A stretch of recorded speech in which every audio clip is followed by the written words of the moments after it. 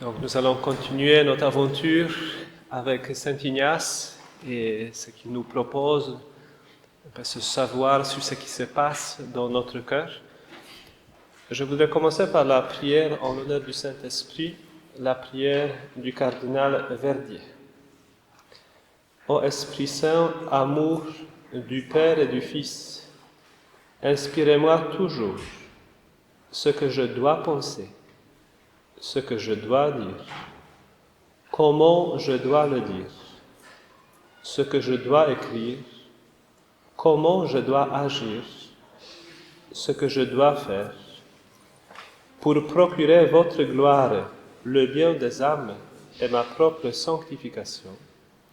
Ô Jésus, toute ma confiance est en toi. Je vous salue Marie, pleine de grâce, le Seigneur est avec vous. Vous êtes bénie entre toutes les femmes, et Jésus, le fruit de vos entrailles, est béni.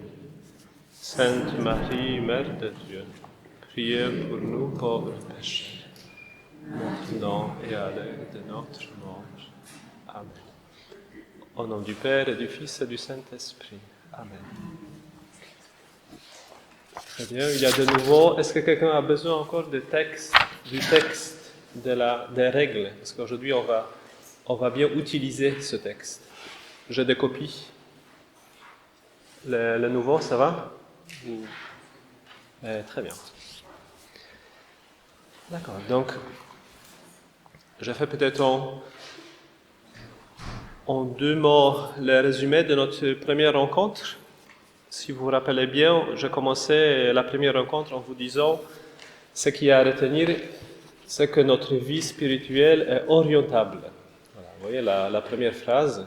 Bon, je voulais dire que, en fait, d'une certaine façon, notre vie spirituelle est aussi entre nos mains et posant certains actes, nous pouvons bien donner une direction assez concrète. Par exemple, si nous revenons au confessionnal après plusieurs mois, ça sera pour nous sûrement notre vie spirituelle sera renouvelée. De même, par exemple, en posant l'acte du pardon, en se réconciliant avec une personne, notre vie spirituelle et même notre vie sociale peut être renouvelée. Et nous nous sommes penchés sur deux premières règles. Et je vais les rappeler, parce que ça nous permettra de bien démarrer notre rencontre d'aujourd'hui. Donc on a vu dans ces deux règles premières, comment l'Esprit Saint, deux stratégies, si on peut dire comme ça, de l'Esprit Saint, comment l'Esprit Saint agit dans notre vie, et aussi comment l'ennemi de la nature humaine, comme Saint Ignace Loyola dit, agit aussi dans notre vie. Je commence, bien sûr, par l'Esprit Saint.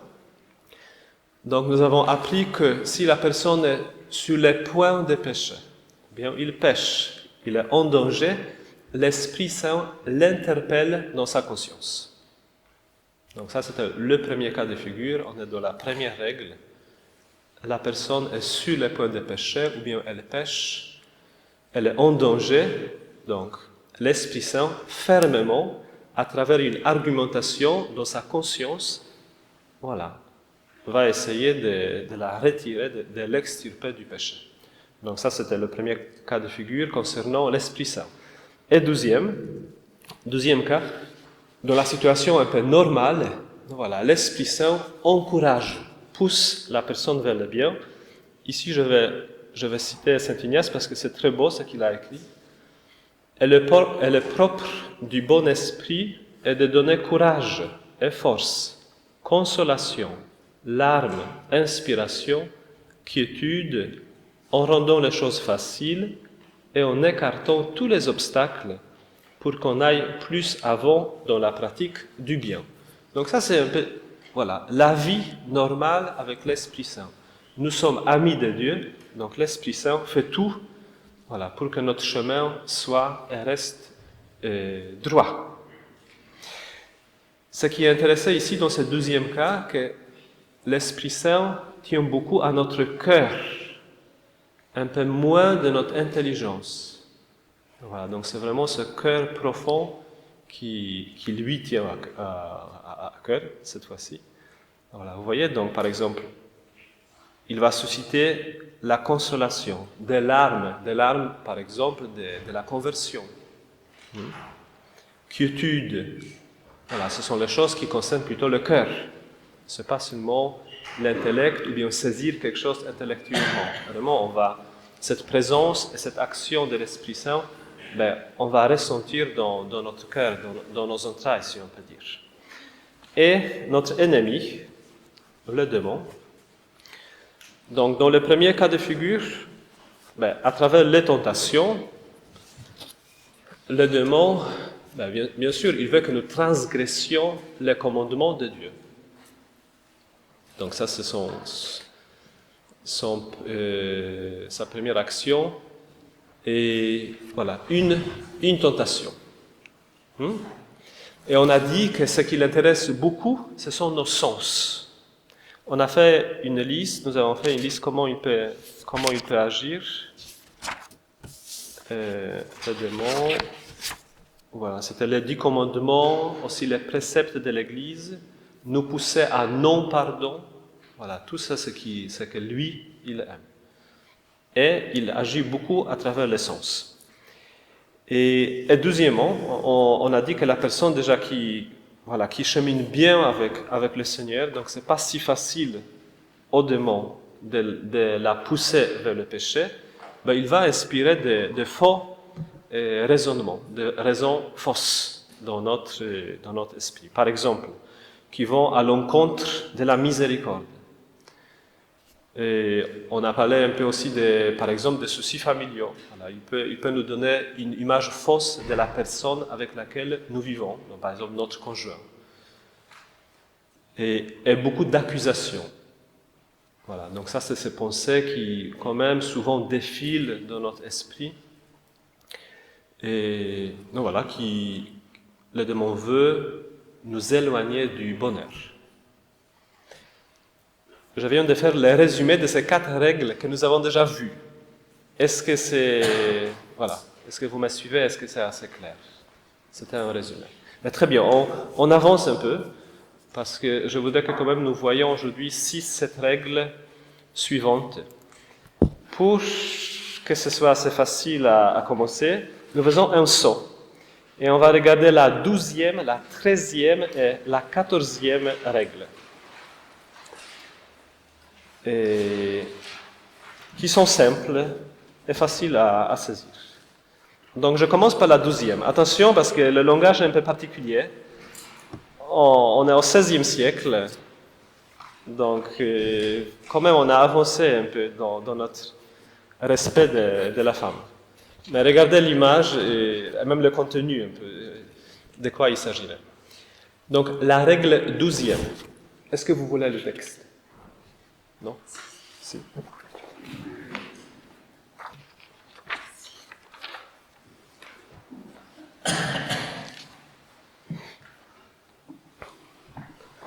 L'ennemi, donc ça concerne le démon, toutes ces trois règles. L'ennemi se comporte comme une femme. Il est faible quand on use de la force, et fort quand on le laisse faire. En effet, c'est le propre de la femme, quand elle se querelle avec un homme, de perdre courage et de prendre la fuite quand l'homme lui tient tête résolument. Mais à l'inverse, si l'homme commence à fuir en perdant courage, la colère, la vengeance et la férocité de la femme deviennent immenses et sans limite. De même, c'est le propre de l'ennemi de faiblir et de perdre courage, de fuir avec ses tentations, lorsque celui qui s'exerce dans les choses spirituelles tient tête résolument aux tentations de l'ennemi, faisant diamétralement l'opposé. À l'inverse, si celui qui s'exerce commence à avoir peur et à perdre courage lorsqu'il subit des tentations, il n'y a pas bête aussi féroce que l'ennemi de la nature humaine pour poursuivre son intention maudite avec une si grande malice. Est-ce que cette règle vous parle? On laisse un peu à côté en parenthèse cette image de la femme, ça c'est pas du tout important. Il y a deux choses qui sont à retenir. Mais la première, un peu la basique, le Seigneur nous donne la force spirituelle pour dire non aux tentations. Donc ça, c'est la première leçon à tirer de cette règle. Voilà. Nous avons suffisamment de force, de l'aide de l'Esprit Saint pour dire non aux tentateurs. Et maintenant, Saint Ignace nous dit, il faut être en cela audacieux et ferme. Et ferme. Ah oui, ça, nous pouvons un peu apprendre chez nos frères protestants, qui quand même pendant les exercices publics, et pendant la louange, pendant la rencontre, parfois on fait des exercices et les pasteurs sont fermes. Et les pasteurs sont fermes. Non, la règle est là, donc c'est-à-dire, si la tentation se présente, la dernière chose qu'il y a à faire, c'est commencer à négocier, à se poser des questions. Non, je connais les commandements de Dieu, je prends courage, et voilà, et fermement, je repousse la tentation. Et deuxième aspect, et presque sûrement ça vous a échappé, donc la troisième ligne à la fin, troisième, pas avant-dernière, encore avant. Et lorsque celui qui s'exerce dans les choses spirituelles tient tête résolument aux tentations de l'ennemi, faisant diamétralement l'opposé. Voilà, donc ces trois mots sont très importants. La première chose, probablement vous le savez, les vices en combat avec les vertus opposées. Voilà, je suis violent, je recherche et je m'exerce dans le calme, dans la patience. Je suis impur, voilà, je combats l'impureté à travers la chasteté, la continence. Je suis orgueilleux, je combats l'orgueil avec l'humilité. Vous voyez, ça c'est assez connu. Donc, un vice, je combats avec la vertu opposée. Et aussi le rôle de l'ascèse chrétienne dans ce combat. Donc, ça sera le plus clair à travers les exemples. J'ai un problème avec l'alcool qui est sérieux. Je vire l'alcool de la maison. C'est ça l'ascèse dans ce sens. C'est-à-dire, encore quand je suis fort, je programme le combat. Vous voyez, donc, voilà. Même je n'admets pas que la situation difficile pour moi advienne. Donc ça, c'est par exemple cet exemple avec l'alcool. Voilà, certaines personnes qui se battent pour sa pureté, voilà, par exemple, la moindre des choses, je n'ai plus l'ordinateur dans ma chambre. Vous voyez, peut-être je vous ai donné déjà cet exemple. Certains jeunes qui se battent pour sa pureté, ils ont décidé. L'ordinateur est dans la maison, dans la pièce commune, dans le salon. C'est quand même différent qu'avoir l'ordinateur sous sa main dans sa chambre à 23h ou bien à minuit. On peut aller même plus loin, vous voyez, j'ai connu les personnes qui carrément, qui n'ont pas l'Internet à la maison. Même en étant des scientifiques qui ont besoin de cet outil pour le travail. Ils utilisent l'Internet à l'université, justement pour minimiser ces risques, voilà, qu'ils ont à la maison. On peut vraiment aller assez loin dans cette programmation. C'est mon côté faible, donc je prends des mesures. Et la gourmandise, la moindre des choses, je vais au supermarché et j'achète un peu moins. C'est naturel. Je programme un peu, je ne sais pas, mon menu pour la semaine. Voilà. Vous voyez, donc, en amont, on programme notre bataille. La 13e règle. Il se comporte également comme un amoureux frivole. voulant rester caché et ne pas être découvert. En effet, lorsqu'un homme frivole parle avec une intention mauvaise et sollicite la fille d'un bon père ou l'épouse d'un bon mari, il veut que ses paroles et ses insinuations restent cachées. Au contraire, il lui déplaît fort que la fille découvre à son père ou l'épouse à son mari ses paroles frivoles et son intention dépravée, car il en déduit aisément qu'il ne pourra réussir dans l'entreprise commencée. De même, quand l'ennemi de la nature humaine présente à l'âme juste ses ruses et ses insinuations, il veut et désire qu'elles soient reçues et gardées secrètes. Mais quand celle-ci les découvre à son bon confesseur ou à une autre personne spirituelle qui connaît ses tromperies et ses ruses, il en est très mécontent, car il en déduit qu'il ne pourra réussir dans la ruse perverse qu'il a commencée, parce que ces tromperies évidentes sont découvertes. L'évangile d'aujourd'hui est un commentaire magnifique.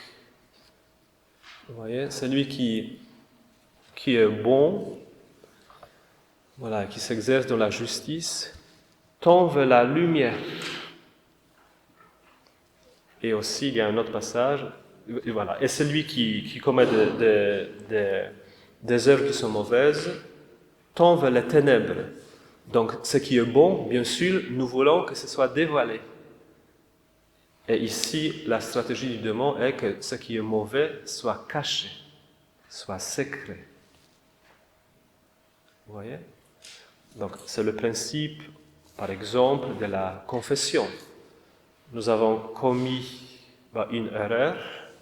La dernière chose que le Seigneur veuille que ce mal reste en nous. Pendant la confession, à travers la parole, ce mal nous quitte. C'est assez mystérieux, c'est très mystérieux même. Vous voyez, ce mal que nous avons commis, nous ne sommes pas emprisonnés avec ce mal, voilà, en nous. Non, à travers la parole, on est libéré. Le mal sort par notre bouche. Et c'est curieux parce que le Seigneur Jésus dit le contraire par rapport au bien. Il dit, si vous faites le bien, pas de problème, vous êtes discret. C'est comme si le bien que nous faisions, si on ne le dévoile pas, il reste en nous. C'est bien. C'est un peu mystérieux tout ça, c'est un peu de la mystique, mais voilà, mais c'est comme ça. Donc, pour notre péché et aussi pour notre blessure, communiquons-les. Donc, le péché dans le cadre de la confession et nos blessures à une personne de confiance. Vous voyez, les guérisons et les libérations que les personnes vivent en prononçant ce qu'ils ont vécu de mal, le mal qu'on leur a fait. On est toujours dans le même principe. Voilà, donc, le péché, ou bien le mal. Donc, le mal, c'est le péché, et le mal que les autres nous ont affligé, ça, il faut dévoiler, il faut dire, il faut communiquer, il faut partager avec les autres. Bien sûr, le péché dans le cadre de la confession. Uniquement, dans la plupart des cas.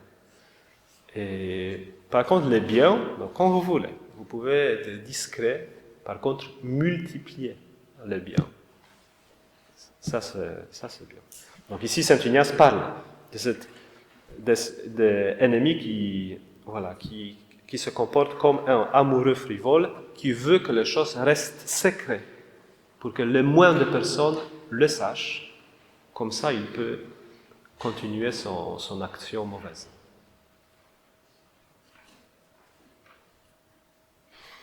Et la 14e règle, il se comporte également comme un chef de guerre voulant vaincre et dérober ce qu'il désire. En effet, un capitaine et un chef d'armée en campagne, après avoir établi son corps et examiné les points forts et les dispositifs d'un château, l'attaque par l'endroit le plus faible. De même, l'ennemi de la nature humaine fait sa ronde examine tour à tour chacune de nos vertus théologales, cardinales et morales, et c'est là où il nous trouve plus faibles et plus démunis pour notre salut éternel, qui nous attaque et essaie de nous prendre. La règle aussi très importante, l'ennemi nous attaque là où nous sommes le plus faibles. Thérèse d'Avila, il dit une chose qui est précieuse, que chacun de nous a une faille, a un domaine qui est particulier, où nous sommes particulièrement vulnérables. Donc maintenant, c'est à chacun de nous à faire le point sur ça. Donc pour un, c'est la colère. Pour l'autre, la nourriture. Troisième, si c'est vraiment mal tourné, la drogue, la pureté. C'est plutôt un domaine, un seul domaine. Vous voyez, donc, cette règle 14e dit que c'est justement dans ce domaine que nous serons attaqués. Voilà, ce n'est pas une mauvaise nouvelle. En fait, en le sachant, qu'on a dit dans la 12e règle, on s'y prépare. On s'y prépare. Donc, en amont, en fait, on programme une certaine... Ça passe avant tout à travers l'ascèse. Voilà. Vous voyez, je reviens à l'alcool. J'ai problème avec l'alcool. Je ne veux pas faire ou bien participer à des fêtes où il y a beaucoup d'alcool 3 fois par semaine. Ça va mal finir.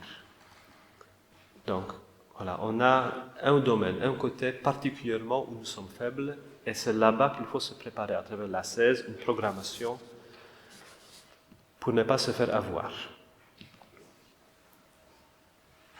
Comment vous les voyez, ces 3 règles? Est-ce que vous voulez que je précise quelque chose? Vous voudriez partager la 12e, 13e, 14e?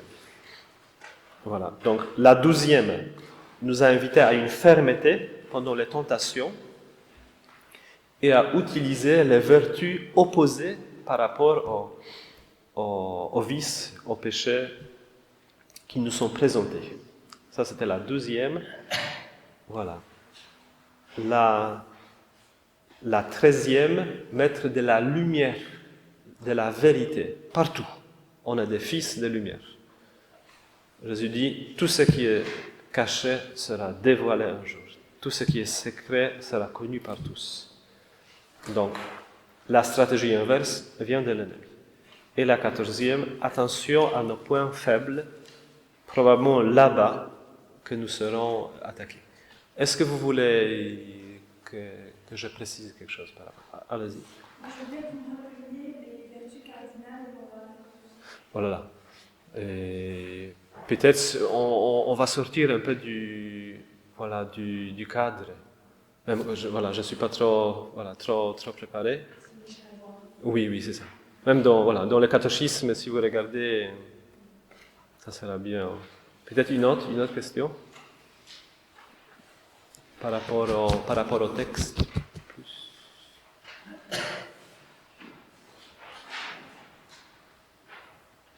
On avance. Oui? Nous pouvons avancer? Très bien. Donc, on revient à la 3e et 4e règle, qui sont un peu le cœur de notre rencontre d'aujourd'hui. Donc, la 3e, très agréable. Donc, je vous dis d'emblée, voilà, notre vie en l'Esprit Saint. On peut commenter comme ça. Donc, on va parler de la consolation spirituelle. La consolation spirituelle, j'appelle consolation quand se produit dans l'âme quelque émotion intérieure par laquelle l'âme en vient à s'enflammer dans l'amour de son Créateur et Seigneur. Et ensuite, quand elle ne peut plus aimer aucune chose créée sur la face de la terre pour elle-même, mais seulement dans le Créateur de toutes ces choses. De même, quand elle verse des larmes qui portent à l'amour de son Seigneur, soit à cause de la douleur pour ses péchés, ou la passion de Jésus-Christ, soit pour d'autres choses droitement ordonnées à son service et à sa louange. Enfin, j'appelle consolation tout accroissement d'espérance, de foi, de charité, toute allégresse intérieure qui appelle et attire aux choses célestes et au salut propre de l'âme, en lui donnant repos et paix en son Créateur et Seigneur. Voilà, donc ça je nous souhaite à tous pour que nous vivions le plus possible de ce moment où nous pouvons vraiment jouir dans notre cœur, dans notre vie, voilà, de la paix, de la joie, l'accroissement de notre foi, d'espérance, d'amour, de nos forces spirituelles. Dans cette situation, on est vraiment entre les mains de l'Esprit Saint qui nous conduit. On fixe, on vise facilement le bien et on l'accomplit. Voilà, donc ça c'est la personne est dans l'état de grâce et en plus elle jouit de cette consolation, tout va bien. Et je pense que nous vivons les moments comme ça, au moins de temps en temps. Voilà, c'est le mieux, le plus possible. Par contre, nous le savons bien que ce n'est pas toujours comme ça. Donc la règle 4e, la désolation spirituelle, donc c'est l'opposé. J'appelle désolation tous les contraires de la 3e règle, comme par exemple obscurité de l'âme, trouble en elle, motion vers les choses basses et terrestres, absence de paix venant de diverses agitations et tentations, qui poussent à un manque de confiance. Sans espérance, sans amour, l'âme se trouvant toute paresseuse, tiède, triste, et comme séparée de son Créateur et Seigneur. Car de même que la consolation est contraire à la désolation, de même les pensées qui proviennent de la consolation sont contraires aux pensées qui proviennent de la désolation. Donc, ce que Ignace a décrit ici, il parle de la désolation spirituelle, mais je touche un autre thème. En fait, il a décrit aussi la situation de l'âme qui est privée de la grâce. C'est un peu la même chose. La personne qui est séparée du Seigneur, la communion avec lui et avec les autres est rompue, elle vit un peu les mêmes choses. Trouble, obscurité, manque d'espérance, sans amour. Et après, il y a même d'autres manifestations. Ici, nous parlons de la personne qui est dans l'état de grâce. Maintenant, cette situation de la désolation spirituelle lui arrive. Est-ce que vous comprenez cette nuance? Parce que ça, c'est assez important. Donc, cette désolation spirituelle peut nous arriver. Maintenant, pourquoi? Quand ça peut venir? Donc, j'ai déjà dit, par exemple, si on pêche, on aura des conséquences comme ça, mais aussi des événements graves et déstabilisants. On a un peu parlé de cela il y a une semaine. Donc, si quelque chose de grave se produit dans notre vie, même on a perdu le travail que nous effectuons pendant 10 ou 15 ans, on est au chômage, ça va bouleverser notre vie intérieure, ça va ressembler un peu à cet état. Voilà, il y a encore deux causes dont je vais parler par la suite. Oui? Donc on a ces deux situations dans lesquelles notre vie spirituelle peut se dérouler. C'est important parce qu'après, il y aura tout de suite, nous allons voir deux règles qui se réfèrent à cela. La consolation et la désolation. Très bien. D'accord, c'est clair? C'est clair? Donc voilà, et maintenant, 2-3 règles qui peuvent être très utiles. La 5e règle, en fait, qui est entrée dans l'histoire de la spiritualité chrétienne. Même si on ne connaît pas Saint Ignace, tout accompagnateur spirituel connaît cette règle, et même sans dire que c'est la 5e règle de Saint Ignace de Loyola. Je la lis.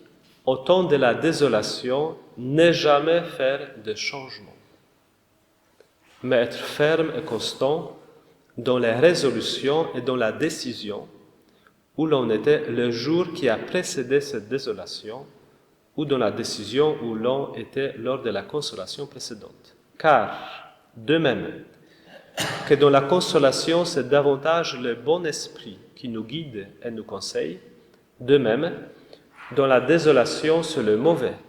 Avec ce conseil, nous ne pouvons prendre le chemin pour réussir.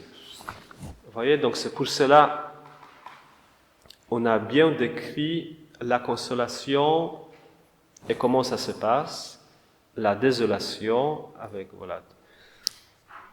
toute ambiance qui règne dans l'âme. C'est aussi en vue de cette 5e règle qui est très importante. Je ne prends les décisions dans ma vie si je suis dans cette désolation. Et c'est très concret. Hein? Je suis fiancé. Donc voilà, les premiers 3 mois sont passés. Donc voilà, en fait, ma fiancée était parfaite.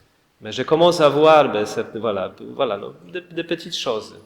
Mais ça me désole, ça peut me déstabiliser. Peut-être j'avais l'image trop idéaliste de ma fiancée. Donc, ce moment où ça se passe, ça m'afflige. C'est le dernier moment, le moment le moindre opportun pour prendre décision par rapport aux fiançailles, à la suite des fiançailles. Peut-être c'est vrai, ça ne sera pas la femme de ma vie, mais ce n'est pas en ce moment-ci que je veux le discerner. De même, je suis dans le travail, on a un chef, un boss, il y a une journée qui est plus difficile. Voilà, donc il y a une querelle, etc. Je suis déstabilisé. C'est aussi pas le moment pour discerner est-ce que ce travail est pour moi. Non, il faut patienter et il faut attendre le moment où mes pensées seront plus claires, où je serai plus dans la consolation. Saint Ignace dit, quand on est consolé, en général, nous sommes bien guidés et portés par l'Esprit Saint. Quand on est désolé, dans cette désolation spirituelle, l'ennemi a un mot important à dire et il va nous influencer. Voilà, donc je pense que vous pourriez tranquillement nous donner d'autres exemples. Donc cette règle 5e est très importante. Par exemple, pendant les retraites, on attend pour que le temps de la désolation finisse. Voilà, et on prend la décision quand ça va mieux. La 6e règle. Bien que dans la désolation, nous ne devions pas changer nos résolutions premières, on vient de le dire, il est très profitable, par contre, de se changer vigoureusement soi-même face à cette désolation. Par exemple, en insistant davantage dans l'oraison et la méditation, en s'examinant avec soin et en donnant d'une manière convenable plus de place à la pénitence. Cette règle aussi peut changer notre vie. Ça, c'est dans le contexte des exercices. Mais regardez ce que nous faisons habituellement. Si notre prière, la vie de prière, devient un peu sèche, aride, qu'est-ce que dit Saint Ignace? Prie plus. Tu faisais 15 minutes d'oraison, par exemple, c'est super dur. Très bien, c'est dur en ce moment-là. Prie 20 minutes. Voilà, je me suis dit, je vais dire chaque jour une dizaine de chapelets. Ça est devenu vraiment pénible. Dis 2 dizaines de chapelets. Vous voyez, donc carrément la stratégie inverse que normalement on penserait de le faire. Cette règle 6e, il est profitable en ces moments-là, en ces moments difficiles, de se changer vigoureusement soi-même aussi. Par exemple, par une confession, par un examen de conscience. Parce que normalement, on fait exactement l'opposé, le contraire. On se retire, on ne se confesse plus, on ne prie plus.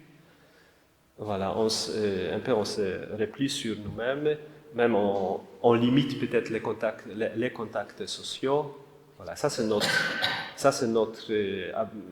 manière plutôt de faire pendant cette période où les choses vont moins bien.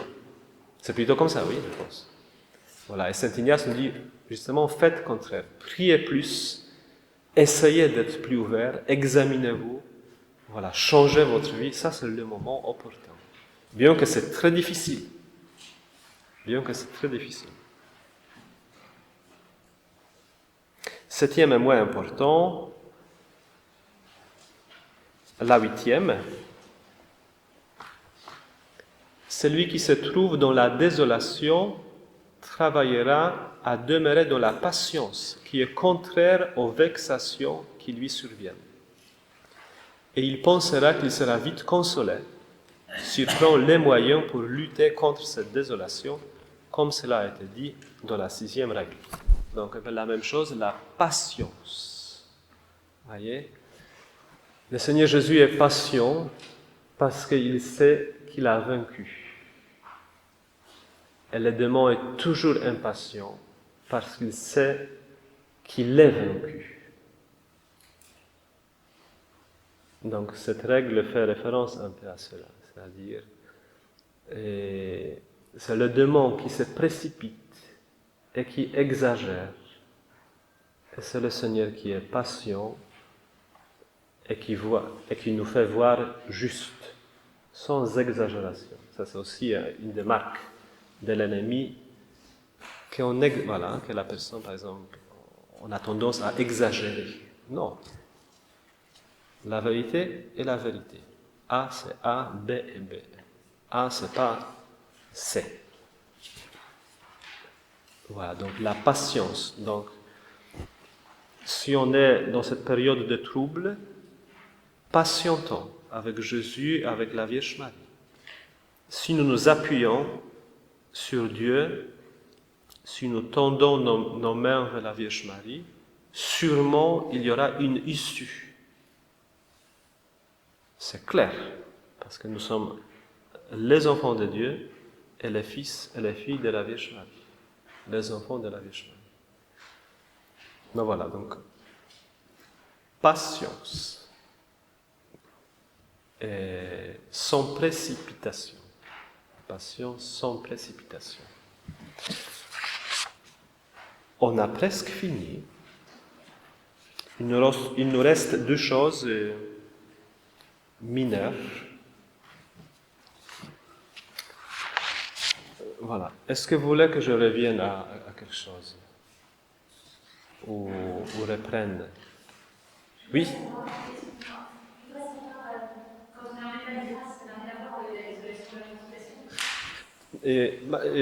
Tu peux répondre à la question plus lentement.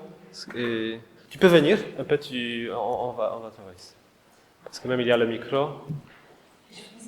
Non, viens. On va enregistrer ça, plus fort, oui.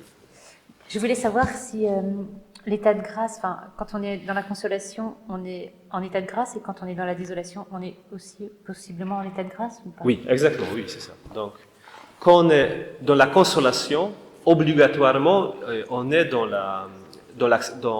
l'état de grâce. Parce que la consolation, c'est vraiment la vie en Esprit Saint. Un pécheur, il est un peu consolé dans ce sens. Mais c'est agréable parfois, au début, ce que le démon fait. Mais ça n'a rien à voir avec la consolation de notre âme. Oui, voilà. Les exemples sont assez clairs.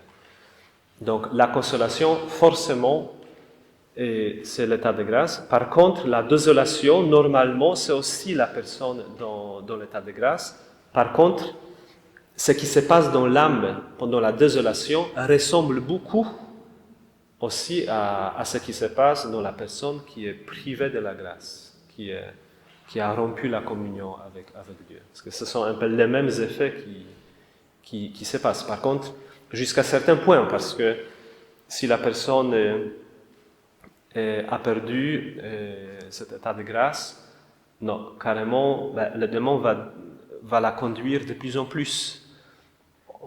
C'est assez clair que c'est facile. Voilà, c'est assez difficile de commettre le premier péché mortel et après de plus en plus facile de commettre les suivants. Et ici, quand même, on parle seulement de certains troubles ou bien difficultés que la personne ressent dans l'âme. Voilà. Donc c'est quand même c'est une grande différence. Voilà. Donc la consolation, l'état de grâce, la désolation aussi, avec ce bémol que je viens de dire. Est-ce qu'il y a d'autres questions? Mais il faut plutôt s'approcher parce qu'ils m'ont signalé qu'on n'entend pas dans la machine. Si vous posez les questions Donc n'hésitez pas, si vous avez des questions, on peut les poser.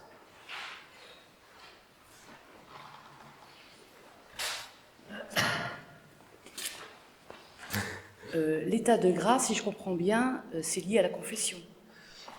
Aussi, oui. Je veux dire quelque chose.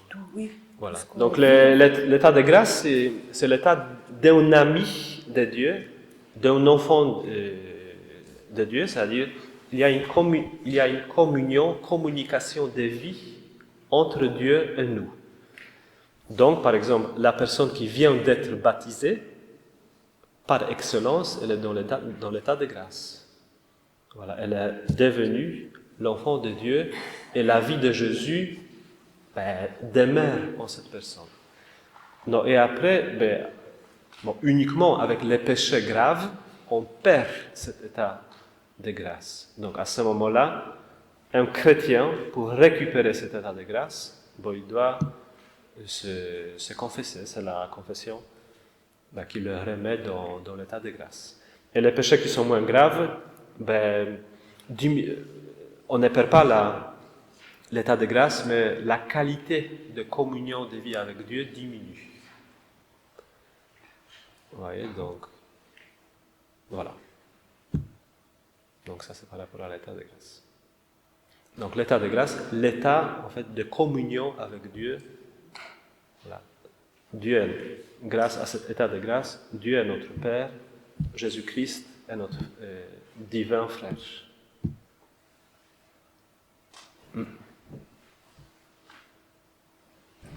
Est-ce qu'on peut être enfermé, est-ce que le fait d'être enfermé dans l'amour de son Créateur, on ressent forcément quelque chose? Est-ce qu'on peut aimer Dieu sans ressentir quelque chose? D'accord. Donc la question était posée, voilà, est-ce que nécessairement pour aimer Dieu, si nous aimons Dieu, nous sommes obligés de sentir certaines choses dans notre cœur? Non. C'est-à-dire, la chose principale à travers laquelle nous communiquons avec Dieu, c'est la foi. Donc, la foi, c'est une disposition, c'est une adhération en fait, de tout notre être à la vérité qui a été révélée. Pas forcément, voilà, c'est pas forcément lié à un ressentir dans notre cœur. Par contre, nous sommes des êtres, des personnes qui ont des émotions, donc ça c'est beau. Ça serait beau si aussi nos émotions, d'une certaine façon, reflètent ce que nous vivons. Donc non, c'est pas obligatoire, bien sûr. C'est-à-dire, il y a même des moments où vraiment nous avançons dans la foi. Donc même sans ressentir de grandes choses.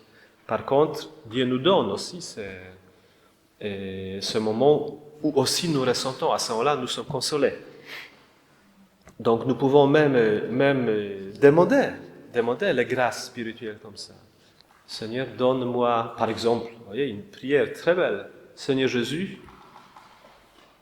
donne-moi de ressentir l'amour pour les hommes que toi-même tu ressens.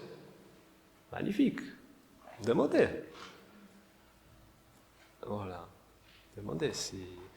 C'est sûr que ça va. Si nous ressentons les choses, nous nous sentons consolés. Notre vie intérieure on peut dire comme ça, un peu plus riche, humainement, plus facile aussi. Par contre, vous avez tout à fait raison. Voilà, là, c'est la vertu théologale, les vertus théologales qui servent à communiquer avec Dieu. La foi, l'espérance et la charité, avant tout la charité donnée. Voilà, donc c'est à travers ces trois vertus nous communiquons avec Dieu. Donc c'est pas tellement que voilà, comme mon cœur est enflammé. Non, on peut être, même la personne est très très charitable sans trop ressentir les choses dans son cœur.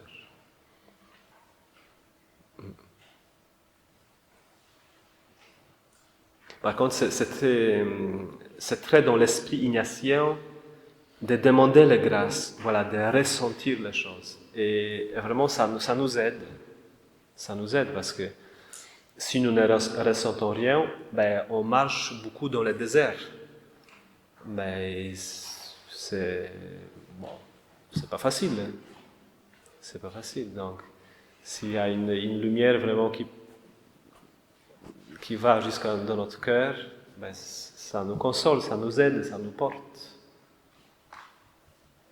Voilà.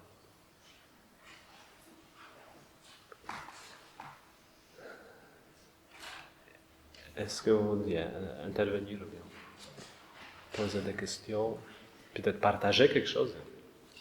On a quelques minutes.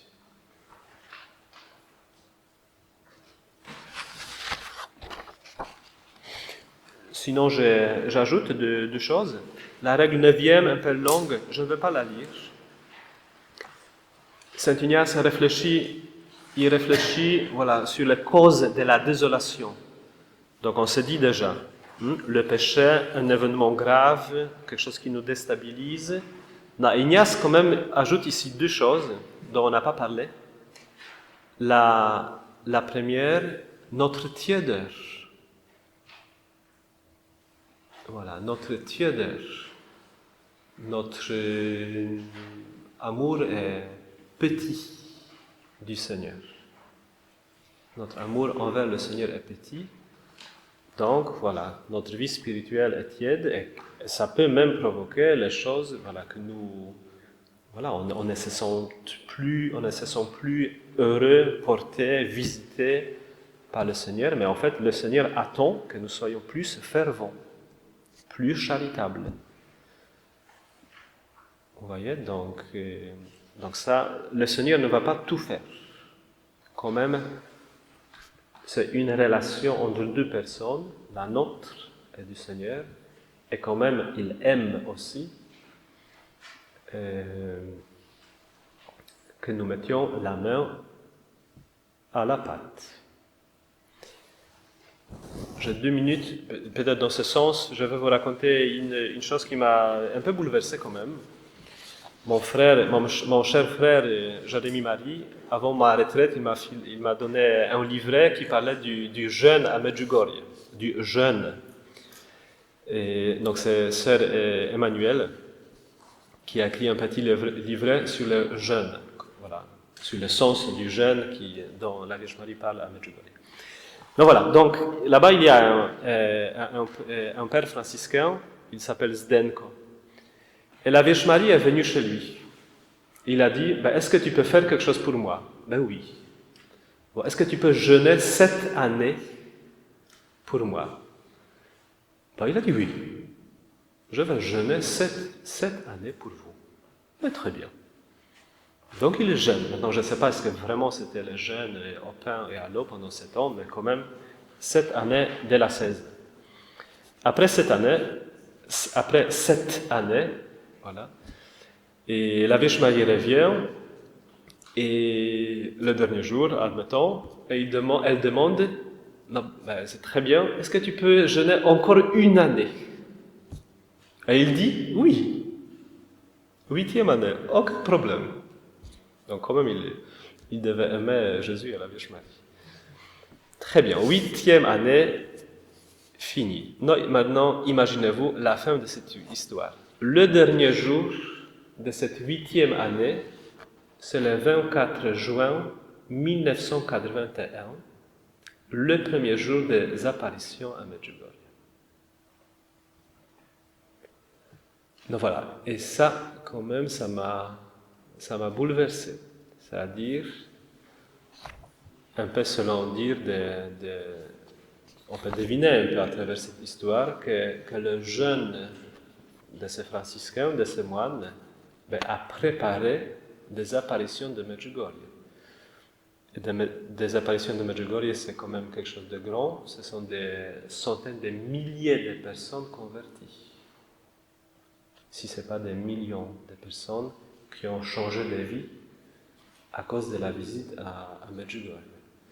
Donc, vous voyez, donc, apparemment de cette histoire ressort qu'en fait c'était préparé d'une certaine façon par l'ascèse et la mortification d'une personne. Donc je vous parle dans ce contexte de cette 9e règle qui dit il faut mettre aussi la main à la pâte, mais voilà, vous êtes là où vous êtes dans votre vie familiale, etc. Donc vous n'allez pas maintenant jeûner pendant 10 ans. C'est une grâce spéciale, je pense. Mais, non, quand même aussi impossible que notre vie passe des semaines, les semaines après les semaines, sans que nous fassions un seul sacrifice, même le moindre. Le moindre, donc quand même, il y a des pratiques un peu qui sont, que vous connaissez, et même, la prière, l'aumône, le jeûne au moins symbolique, pour que les choses avancent spirituellement. Donc, tiéder, on parle de ce tiéder, ça peut provoquer la désolation. Et le dernier cas qui est un peu difficile peut-être à comprendre, la désolation peut venir de Dieu, comme le moyen pédagogique. Voilà, en fait, le Seigneur se retire pour que même nous ressentions comment nous sommes portés par la grâce et combien de bienfaits il nous procure. Parce que si nous étions toujours plongés dans ces bienfaits, quand même on est des humains. On ne verrait pas cela, que la source de tout bien et aussi la source des bienfaits de notre vie, c'est le Seigneur lui-même.